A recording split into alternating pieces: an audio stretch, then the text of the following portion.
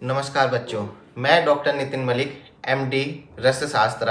आज मैं आप लोगों को रसशास्त्र का इतिहास पढ़ाने वाला हूँ। उसके बारे में आपको मैं बताऊँगा। उससे पहले आप मेरे चैनल को सब्सक्राइब करें। तो दोस्तों आइए देखते हैं रसशास्त्र का इतिहास अकॉर्डिंग टू सिलेबस। तो सिलेबस मैंने यहाँ लिख दिया है पहले ही कि आपके पहले पॉइंट पे सिलेबस के जो पॉइंट हैं क्या क्या है। Definition and etymology of rasa history of Rasashastra, importance of rasa aushadhi, concept of rasa rasayana, concept of Rasheshwar darshan, concept of rasashala and rasa मंडप।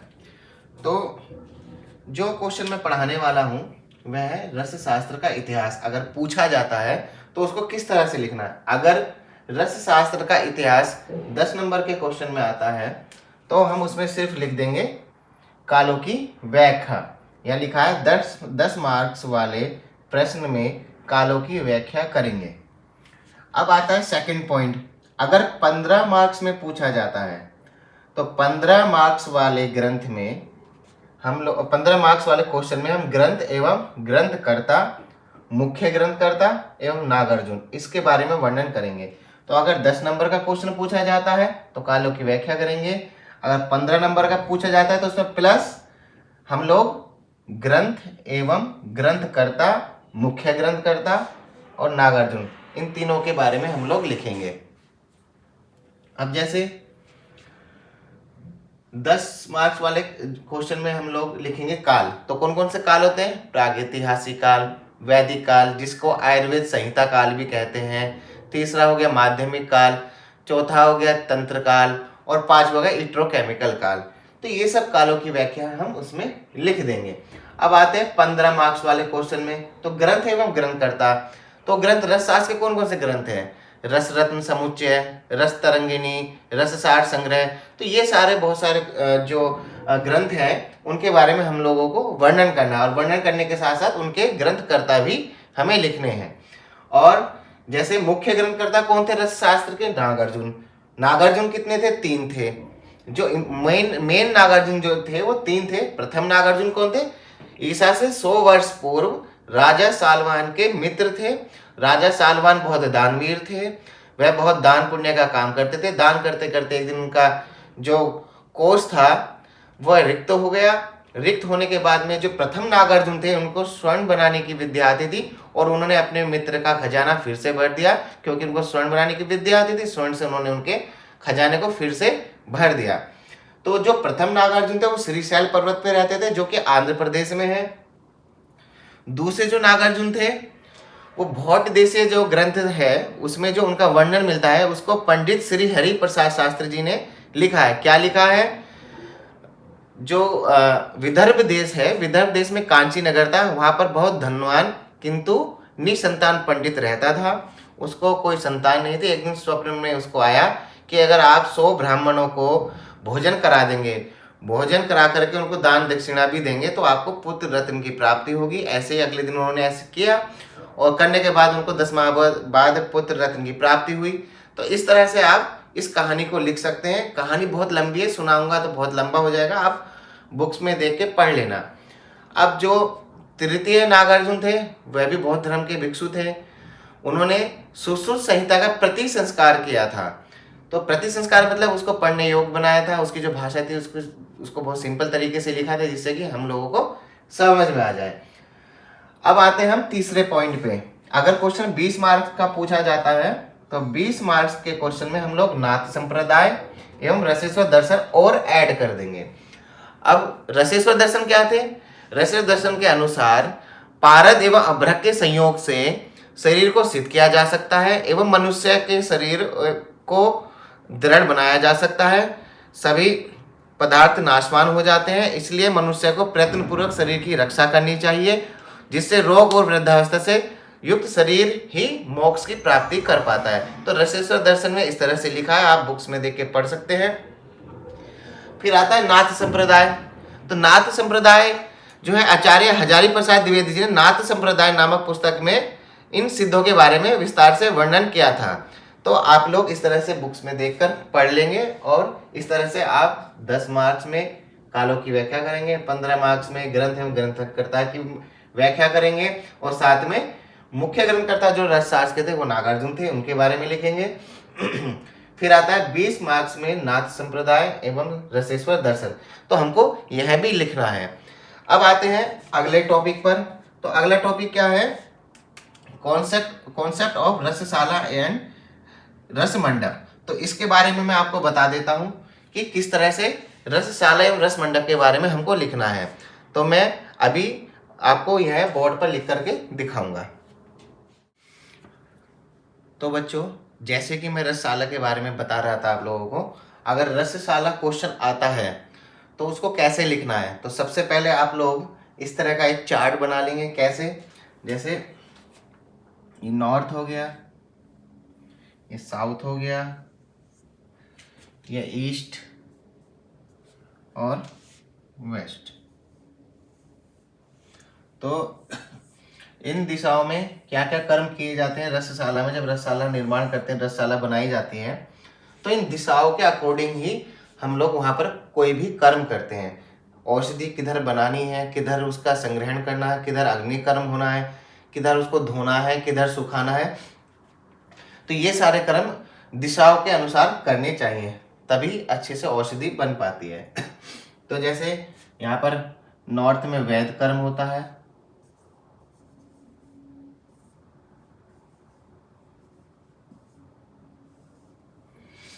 और इधर ईस्ट में रस भैरव की स्थापना करते हैं।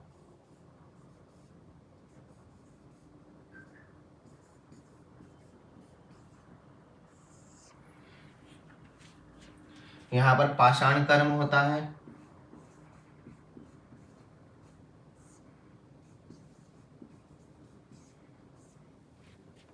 और यहाँ पर छालन कर्म होता है।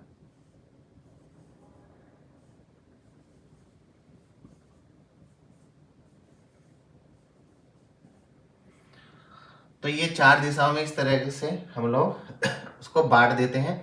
अब आते हैं कोण। तो किस कोण में कौन से कर्म किए जाते हैं वह मैं बताता हूँ। तो जैसे ये ईशान कोण है,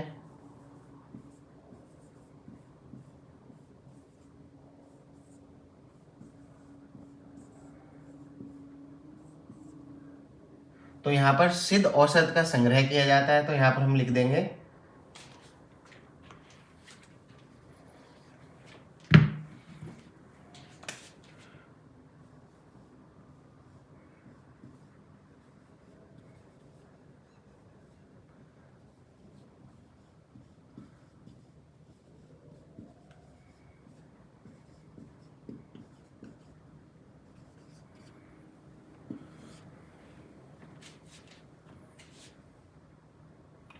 ये हो गया वायव्य कोण,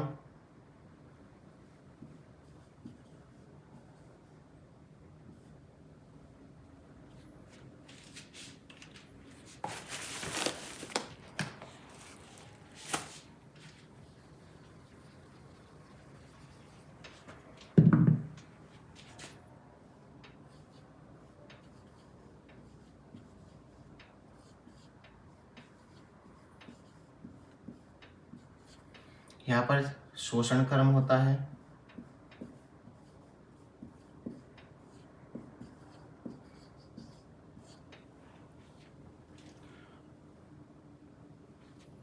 और यहाँ पर इसको बोलते हैं नेतृत्व कोण।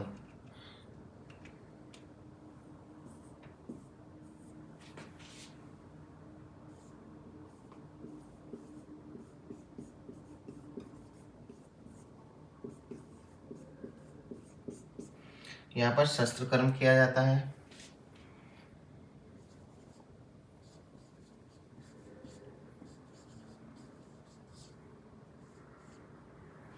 और ये लास्ट में हमारा बचा आग्नेय कोण।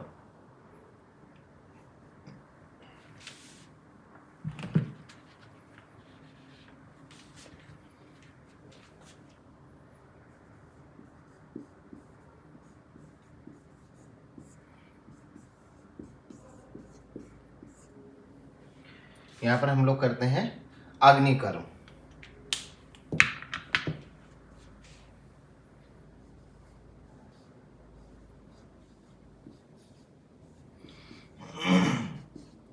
तो बच्चों इस तरह से अगर रसशाला पर क्वेश्चन आ जाता है तो सबसे पहले आप इस तरह का एक चार्ट बना देंगे, जिससे कि एग्जामिनर को जो कॉपी चेक करता है उसको इजीली इतना समझ में आ जाएगा कि बच्चों को सब कुछ पता है कि किस दिशा में क्या होता है।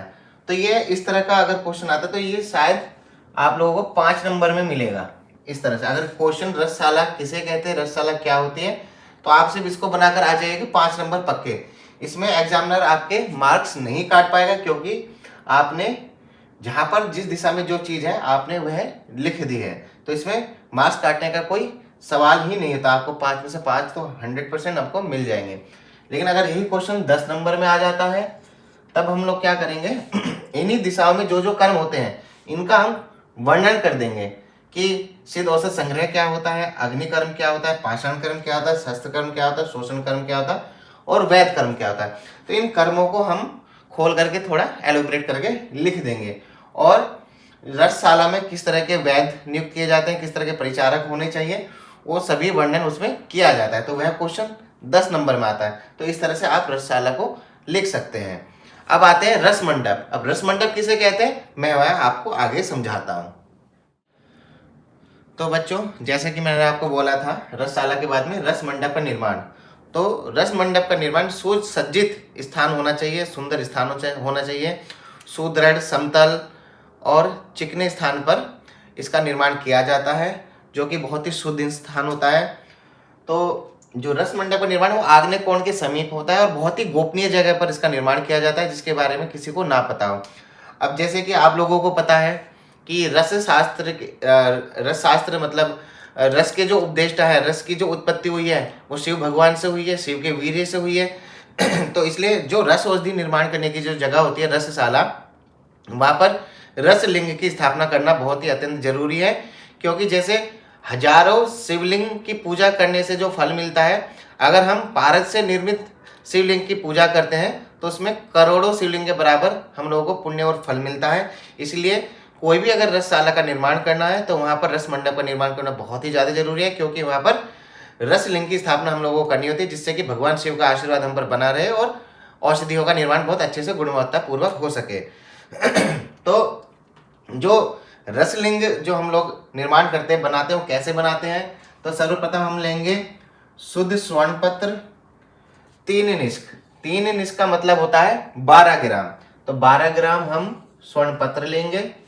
तो 12 ग्राम स्वर्ण पत्र लेने के बाद में हम लोग फिर उसमें ऐड करेंगे शुद्ध पारद। शुद्ध पारद लेंगे हम 9 निष्क। 9 निष्क मतलब 36 ग्राम। तो इन दोनों को हम लोग मिला करके दोनों को नींबू स्वरस से घोटकर पिट्ठी बनाएंगे। पिट्ठी बनाकर उसका शिवलिंग निर्माण करेंगे, मतलब शिवलिंग निर्माण जैसे उसकी आकृति बना लेंगे। फिर उसको नींबू स्वरस में डालकर दोला यंत्र से कांजी में 1 दिन तक स्वेदन करेंगे और स्वेदन करने के बाद उसको स्वच्छ जल से धोकर उस रसलिंग की स्थापना उस सुसज्जित सुंदर जगह पर, जो गोपनीय होता है, दृढ़ होता है, समतल होता है और बहुत ही सुंदर जगह होती है, जहाँ पर हम इस रसलिंग की स्थापना हम लोग करते हैं। तो वहाँ पर हम इस रसलिंग की स्थापना कर देंगे। तो इस तरह से हम लोग फिर जब रसलिंग की स्थापना करेंगे तो वहाँ पर बहुत सारे मंत्रोच्चारण, अघोर मंत्रोच्चारणों के साथ में उसकी स्थापना करेंगे और पूजा करेंगे। तो ये रस मंडप होता है। रस मंडप इसी को कहते हैं, कॉन्सेप्ट ऑफ रस मंडप। तो बच्चों अब इसके बाद में हम रस औषधियों का महत्व मैं आपको बता देता हूं। तो जैसे कि बच्चों मैं आप लोगों को बता रहा था कि रस औषधियों का महत्व क्या है आयुर्वेद में, हम आयुर्वेद में रस औषधियां क्यों पढ़ते हैं, जैसे कि आपके सिलेबस में भी है रस औषधियों का महत्व। तो रस औषधियों का महत्व बताने से पहले मैं आपको एक चीज समझा देना चाहता हूं कि रस शास्त्रीय ग्रंथ में जहां भी रस शब्द का वर्णन मिलता है उसे हमें पारद समझना चाहिए। वहां पर रस का मतलब पारद है और पारद से निर्मित सभी औषधियां हैं। तो रस शास्त्र में हम संपूर्ण रस शास्त्र में जहां पर भी रस शब्द हमें मिलता है वहां पर पारद समझना चाहिए या पारद से निर्मित औषधि से हमें समझना चाहिए। तो और अगर इससे अलग हम अगर आयुर्वेदिक शास्त्र पढ़ते हैं तो उसमें रस का मतलब लिक्विड होता है, जैसे कि ऋग्वेद में जल है, नीर है और इक्षु रस है, इसका वर्णन मिलता है। मनुस्मृति में मदिरा का वर्णन मिलता है। और इससे अलग रसोपनिषद में भी 6 द्रव्यों के बारे में बताया गया है, जैसे मधुर, अम्ल, लवण, कटु, तिक्त, कषाय, इन रसों के बारे में बताया गया है। तो मनुस्मृति में, मदिरा, रसोपनिषद में जो भी हम लोगों को रस बताए गए हैं, मधुर, अम्ल, लवण, कटु, तिक्त, कषाय, और इनसे अलग अगर कहीं पर भी अगर रस शब्द का वर्णन होता है रस शास्त्रीय ग्रंथों में, तो वहां पर पारद से समझना चाहिए कि वहां पर पारद का वर्णन किया गया है, पारद से निर्मित औषधियां हैं। और ये जो रस औषधियां होती हैं सब पारद एवं खनिज पदार्थों के द्वारा मिलकर बनी होती है, जैसे रस, उपरस, महारस, साधारण रस, रत्न, उपरत्न, विष, उपविष, इन सभी चीजों से मिलकर के औषधियां बनाई जाती हैं। जैसे कि लोह के साथ में पारद को मिलाकर के औषधि बना सकते हैं, स्वर्ण के साथ पारद को मिलाकर के औषधि बना सकते हैं। तो जितने भी खनिज पदार्थ हैं, रत्न है, इनके साथ में पारद को हम मिश्रण करके औषधि बना सकते हैं। तो रस शास्त्र में जहां पर भी रस औषधि का वर्णन मिलता है वहां पर पारद समझना चाहिए कि हाँ उस औषधि में पारद है, और पारद को शुद्ध करके उसका शोधन करके 8-10 संस्कारों के द्वारा शोधन करके हम लोग औषधि का निर्माण करते हैं। जैसे कि जय मंगल रस हुआ, सूत शेखर रस हुआ, तो ये सभी रस औषधियां हैं। तो ये रस औषधियां काम कैसे करती हैं ये तो मैं आगे समझाऊंगा, लेकिन इसका महत्व क्या है, रस औषधि ही हम लोग क्यों पढ़ रहे हैं, रस औषधि के बारे में हमें जानना चाहिए। जब हम रस शास्त्र पढ़ रहे हैं तो उसमें रस औषधियों का महत्व भी पढ़ना बहुत जरूरी है कि आयुर्वेद में रस औषधियों का क्या महत्व है। ऐसे तो काष्ठ औषधियां भी है, चूर्ण है, वटी है, उनके द्वारा क्यों ट्रीटमेंट संभव नहीं है, उनके द्वारा भी ट्रीटमेंट संभव है। लेकिन जब कोई क्रॉनिक डिजीज हो जाती है, जो व्याधि चिरकाल से चलती आ रही है, वो ठीक नहीं हो रही है, असाध्य रोग है, तो वहां पर हम लोग रस औषधियों का प्रयोग करते हैं, क्योंकि रस औषधियां बहुत ही इफेक्टिवली काम करती है। कैसे करती है वो देखिए। रस औषधियों का महत्व तो लिखा है जिस औषधि की मात्रा स्वल्प हो। अब जैसे हम चूर्ण हुई, वटी हुई या आशा अरिष्ट हुआ, इनकी तो जरूरत पड़ती ही पड़ती है। जैसे कि एलोपैथ में हम लोगों को एंटीबायोटिक की जरूरत पड़ती है, ऐसे ही हमें आयुर्वेद में रस औषधियों की भी बहुत ज्यादा जरूरत पड़ती है। तो जैसे कि हम लोग आशा वारिश, चूर्ण, वटी बहुत अधिक मात्रा में इनकी डोज होती है, लेते हैं, लेकिन इसकी मात्रा अल्प में ही ये बहुत इफेक्टिवली काम करता है। जैसे 125 mg से 250 mg, इससे ज़्यादा नहीं दे सकते हैं, रोगी के बल के अनुसार दे सकते हैं, लेकिन कम औषधि में, कम डोज में यह बहुत ज़्यादा इफेक्टिवली काम करती है। कैसे करती है, जिस औषधि की मात्रा स्वल्प हो, यानी कि थोड़ी मात्रा में भी इफेक्टिवली काम करें, शीघ्रता से जिसका दीपन पाचन हो जाए, दीपन पाचन वो मेटाबोलाइज हो जाए, ब्लड में मेटाबोलाइज हो जाए, मिल जाए, अच्छे से हजम करने की शक्ति हो, वो औषधि को हम लोग पचा जाए। तो जैसे कि लौह हुआ, स्वर्ण हुआ, उसको डायरेक्ट खाएंगे तो पचा तो सकते नहीं, उसकी भस्म तैयार की जाती है। भस्म वो हम लोग जब इंटेक करेंगे, खाएंगे, तो इजीली वो मेटाबोलाइज हो जाएगी। तो यहाँ पर इसीलिए है चीज बताई गई कि शीघ्र से जिसका दीपन पाचन हो जाए। ठीक है, अब आते हैं हम, अब इसको इस तरह से भी पढ़ सकते हैं। जैसे कि मैंने तो आपको बता दिया कि जिसकी मात्रा स्वल्प हो और जिसका शीघ्रता से दीपन पाचन हो जाए। और इसका महत्व कैसे पढ़ सकते हैं, रस औषधि आप इस तरह से लिख सकते हो। कैसे लिख सकते हो, आप इस तरह से एक चार्ट बनाएंगे, तो उसमें क्या लिखा है, सबसे पहले मैंने लिखा अल्प मात्रा में प्रयोग, इसकी थोड़ी सी मात्रा में ही इफेक्टिवली काम करती है, जैसे मैं पहले बता चुका हूँ, बहुत अच्छा इसका रिजल्ट मिलता है। कम मात्रा में इसके प्रयोग करने से अरुचि उत्पन्न नहीं करना, इसको अगर हम खाएंगे तो ये अरुचि उत्पन्न नहीं करते, ना ये कड़वी लगेगी, ना ही तीखा लगेगा, ना कषाय लगेगा, ये इजीली हम इसको खा सकते हैं, ले सकते हैं। तो ये अरुचि उत्पन्न नहीं करता है कि बहुत से कास्ट होती है, चूर्ण को लेने के बाद हम लोगों को थोड़ी स्मेल आती है या फिर मुंह कड़वा हो जाता है, तो इसमें ऐसे रस औषधियों में ऐसा कुछ नहीं होता है। फिर आता है शीघ्र स्वास्थ्य लाभ पहुंचाता है, जल्दी इफेक्टिवली, मैंने बोला था काम करते बहुत जल्दी से, फास्ट रिलीफ देता है, तो ये वह काम करता है। असाध्य रोग, मैं बोल रहा था चिरकाल से जो पहले से क्रोनिक डिजीज हो चुकी है, असाध्य हो चुकी है, उसमें भी है काम करती है बहुत अच्छे से। फिर आते चिरकाल बहुत दिनों तक औषधि सुरक्षित रहती है, कि इसकी जो सेल्फ लाइफ होती है, सविरता अवधि, वह बहुत दिनों तक रहती है, जल्दी खराब नहीं होती है। ठीक है, अब नोट एक चीज आप ध्यान देंगे बच्चों, क्या ध्यान देंगे नोट, रस औषधियों द्वारा चिकित्सा करने पर दोष, दुष्य, देश, काल अथवा रोगी की परीक्षा करने की आवश्यकता नहीं होना इसकी शक्ति को दर्शाता है। कैसे, हम लोग जब भी आयुर्वेद में ट्रीटमेंट करते हैं, प्रत्यक्ष प्रमाण, देश, दूसरे, काल, ठीक है, रोगी का बल और उसकी प्रकृति, यह सब देख करके उसका ट्रीटमेंट करते हैं कि वह किस देश का है, किस जगह रहता है, कौन से काल से आया है। काल इन द सेंस में शीतकाल में, वर्षा ऋतु में उसके वहाँ पर किस तरह का मौसम चल रहा है, या उसकी प्रकृति क्या, वात पित्त का भी इसके अकॉर्डिंग औषधि दी जाती है। तो रस औषधियों में ऐसा कुछ नहीं होता है, रस औषधि को हम किसी भी प्रकृति के पेशेंट को दे सकते हैं। ठीक है, तो यह उसकी शक्ति को दर्शाता है, वो कैसे भी किसी भी प्रकृति का हो, देश दूसरे काल देखे बिना ही हमको रस औषधि दे सकते हैं और बहुत इफेक्टिवली वह काम करती है। तो यही रस औषधियों का महत्व है। बाकी ये किस तरह से एक्शन करती है वो आगे जब हम लोग जाएंगे लास्ट में, तब मैं आपको इसका एक अलग से वीडियो बना करके आपको समझा दूंगा। तो बच्चों अब आखिरी टॉपिक बचा है इस सिलेबस में, जो स्टार्टिंग में जो पहले पॉइंट में था, रस और रसायन कॉन्सेप्ट। तो रस रसायन कॉन्सेप्ट होता क्या है, कोई इसमें ज़्यादा डरने घबराने वाली बात नहीं है, सिंपल सी बात है। रस मतलब जो रस औषधियाँ होती हैं, जो पारस से निर्मित औषधियाँ होती हैं, उनका क्या महत्व है। जैसे कि आपने पहले देखा रस औषधियों का क्या महत्व है, तो सीधा यही अप्लाई यहाँ पर भी ऐसा ही होता है। रस तो क्या होता है रस औषधियों का महत्व, या रस किसे कहते हैं, रस और रसायन कॉन्सेप्ट यहाँ पर है। तो रस मतलब रस औषधियाँ, तो जो वृद्धावस्था, रोग एवं मृत्यु का नाश करने, सॉरी मैंने यहाँ पर नाश की जगह नाथ लिख दिया है, तो ये वर्ड है मृत्यु का नाश। वृद्धावस्था, रोग एवं मृत्यु का नाश करने वाले को रस कहा गया है। ठीक है, अब आते हैं रसायन औषधि क्या होती हैं।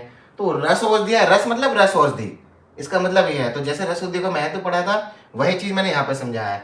अब आते हैं रसायन औषधि पे।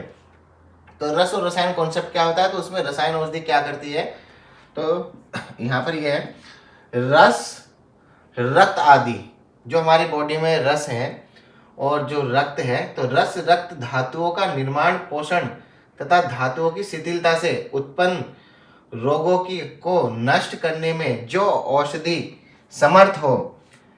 रस रक्त आदि धातुओं का निर्माण पोषण तथा धातुओं की शिथिलता, रस और रक्त आदि धातुओं का जो निर्माण पोषण में कमी आ जाती है, उनमें शिथिलता आ जाती है, कमजोरी आ जाती है, तथा धातुओं की शिथिलता उत्पन्न, धातुओं की शिथिलता से उत्पन्न रोग जो होते हैं, शिथिलता से जो भी उत्पन्न रोग होते हैं शरीर में, उनको नष्ट करने में जो औषधि समर्थ होती है उसे रसायन कहते हैं। कैसे, जैसे जिससे शरीर में ओज मतलब कांति, जो चेहरे पे जो ब्राइटनेस आती है, चेहरे पे जो चमक होती है, उसको ओज कहते हैं। शरीर में जो ओज होता है ना, जो चमक चेहरे पे दिखाई देती है, ऊर्जावान दिखाई देते हैं, उसको ओज कहते हैं। चुस्त दुरुस्त जो फुर्तीले इंसान होते हैं उसको ओज कहते हैं। कांति, चेहरे पर जो चमक आ जाती है। ठीक है, तेज व्रण मतलब जो शरीर का जो कलर है उसमें भी चमक आए, मतलब स्किन ग्लोइंग लगे। ठीक है, नव यौवन आदि को प्राप्त हो, उस द्रव्य को रसायन कहते हैं। तो बस इतना सा ही अंतर है दोनों में। रस और रसायन कॉन्सेप्ट क्या है, तो रस मतलब जो वृद्धावस्था, रोग एवं मृत्यु का नाश करने वाले को रस कहते हैं। मतलब क्या होता है कि पुरानी असाध्य डिजीज हो जाती है, ठीक है, बिल्कुल वृद्धावस्था जरावस्था हो जाती है, तो जो जिस रोग से वृद्धावस्था या मृत्यु के जैसी कंडीशन आ जाए, मतलब मृत्यु का नाश का मतलब ऐसा नहीं कि वो अजर अमर हो गया। मृत्यु का नाश का मतलब कि कोई ऐसा असाध्य रोग हो गया, जैसे कुष्ठ ले लीजिए, असाध्य कुष्ठ हो गया, उसमें ऐसी पीड़ा होती है, ऐसा परेशान होता है कि रोगी समझता है कि अब तो मुझे या तो भगवान उठा ही ले। तो कहने का मतलब यह है कि जो रोग असाध्य होते हैं वो ठीक ही नहीं होते, जिस रोग से बहुत ज़्यादा शरीर में पीड़ा होती है, मृत्यु जैसी हालत हो जाती है, उस औषधि, जिस औषधि से वह चीज़ ठीक हो जाती है उसको रस कहते हैं, रस औषधि कहते हैं। तो जो वृद्धावस्था, रोग एवं मृत्यु का नाश करने वाले को रस कहा गया है। मृत्यु का नाश करने का मतलब ये नहीं कि वो अजर अमर बन जाएगा, उस रोग से, उस पीड़ादायक कष्टदायक रोग से जो कि मृत्यु के समान होता है हर रोग, उससे जो बचा ले, जो औषधि बचा ले, उसको रस कहते हैं। रसायन का मैं आपको बता चुका हूं, रस रक्त आदि धातुओं का निर्माण पोषण तथा धातुओं की शिथिलता से उत्पन्न रोगों को नष्ट करने में जो औषधि समर्थ हो उसे रसायन कहते हैं। जैसे जिससे शरीर में ओज, कांति, तेज व्रण और नव यौवन आदि प्राप्त हो, उस द्रव्य को रसायन कहते हैं। तो सिंपल से यही चीज मैं आपको आज समझाना चाह रहा था। तो आप लोग आशा करता हूँ समझ गए होंगे। कोई भी अगर समस्या होती है तो नीचे कमेंट बॉक्स में आप लोग कमेंट कर दें कि सर इस टॉपिक में मुझे समस्या हो रही है, और अपना मोबाइल नंबर भी वहाँ पर मेंशन कर दें। मैं आप लोगों को जरूर व्हाट्सएप के द्वारा यहाँ पर या फिर कमेंट बॉक्स में आप लोगों को रिप्लाई जरूर दूंगा। और आप लोगों से एक बात और कहना चाहता हूँ, मेरे इस चैनल को लाइक, शेयर और सब्सक्राइब जरूर करें, जिससे कि मैं आगे की वीडियो बनाता रहूँ। धन्यवाद बच्चों, नमस्कार।